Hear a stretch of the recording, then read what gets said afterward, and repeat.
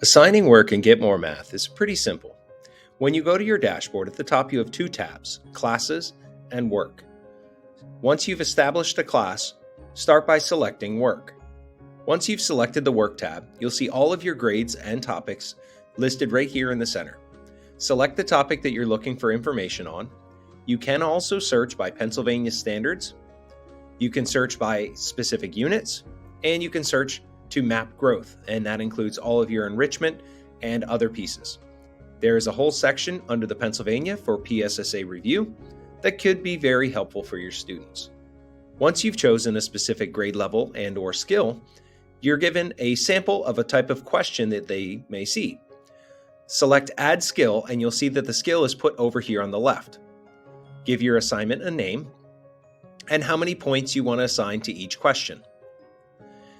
Just because you had a sample question does not mean that question will show up in the student work.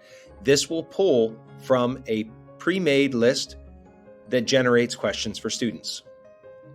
You can also assign several topics or different areas. So if you wanted a couple skills from one unit and a few skills from another unit, you can do that.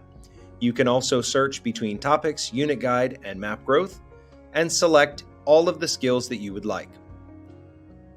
Once you've selected them, including maybe some scaffolding or on-grade material or even enrichment pieces, simply add them to your assignment and you're ready. Now that you have your skills assigned and you have an assignment name, you have the choice to either choose Assign and send it to your class, or you can preview to see what this might look like. It's always a good idea to preview some of these questions so that you know what your students are going to see.